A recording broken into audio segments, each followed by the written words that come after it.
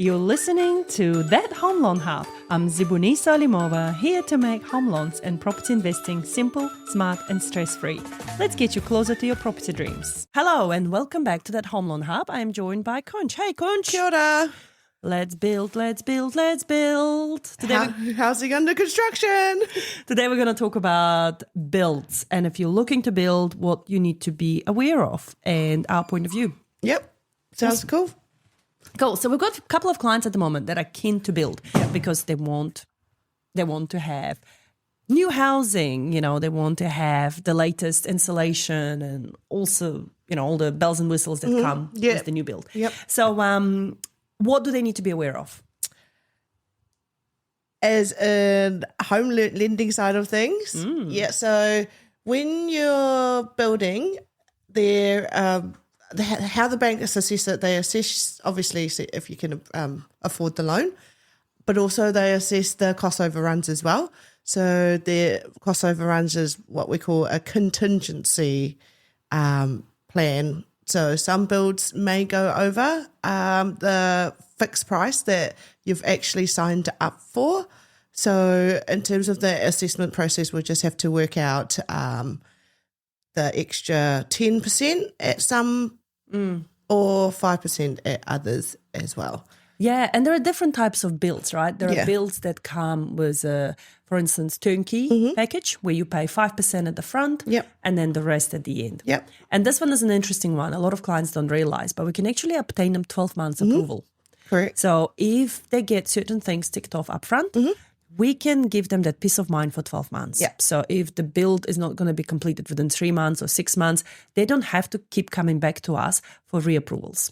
We can give them 12 months and hopefully within that 12 months, they get it built. Hopefully. But however, if it's not built within that 12 months, a whole new application will be required. Yeah.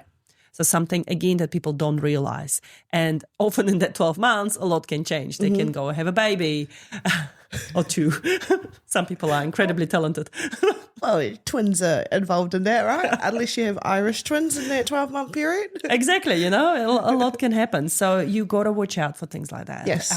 Cool. So one, turnkey. Turnkeys, yeah. 5% deposit up front, 95 at the end. Yes. Then there is... So in terms of turnkeys as well, we'll just circle back to that. So you need to get a registered valuation at the start and at the end as well in terms of turnkey.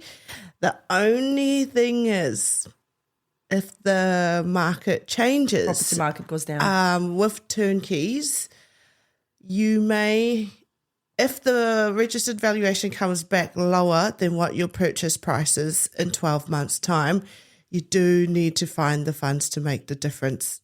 Otherwise,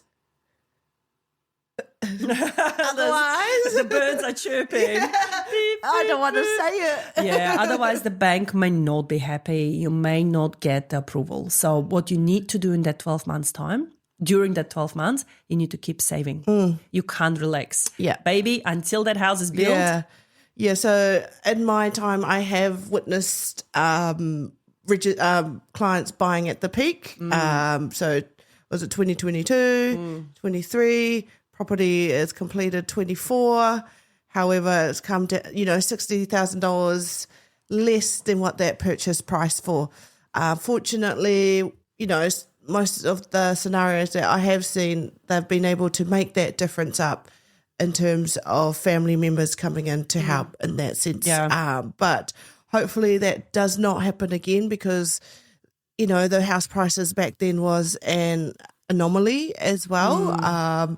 So people did overcapitalize in, that 2021, 22 period. So, that's just another thing to be mindful when you are purchasing turnkey properties. But the pros are, I guess, when you're renting, you don't want to be paying for the build, which brings me to my next point, with the progressive type repayment. So you signed a fixed price contract and there are progressive payments. So every time something happens, you make a payment. Yeah. So foundation down, you make a payment, roof is up, you make a payment, etc. So the cost of that adds up because you'll have to pay your rent plus mortgage at the same time. Yeah, so that kind of loan is called a housing under construction, which is basically a house and land package.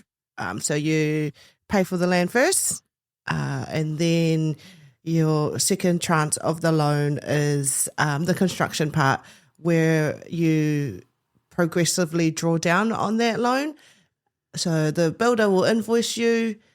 We send the invoice to the bank. They'll pay down that invoice amount to the builder.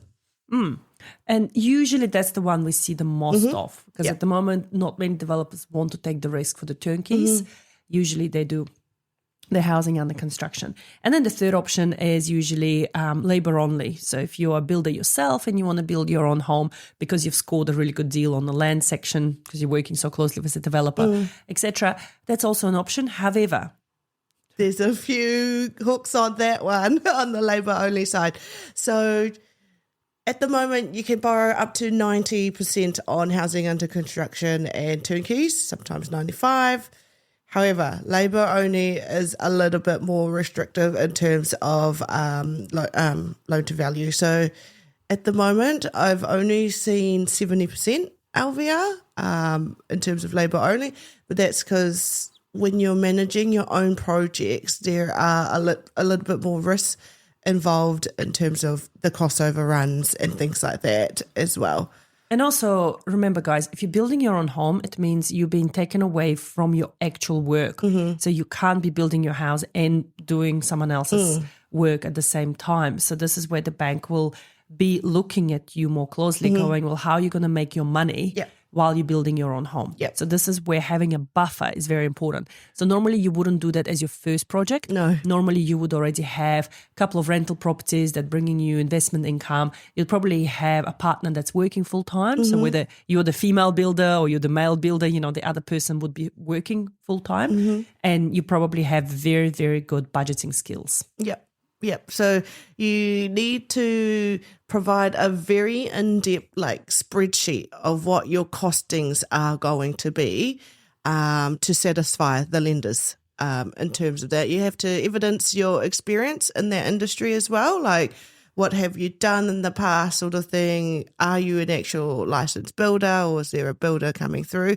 However, with the changes in building consents and things like that, things are probably going to get passed off quickly as well in terms of, you know, council signing off work and things like that. So it is a space that to look out for.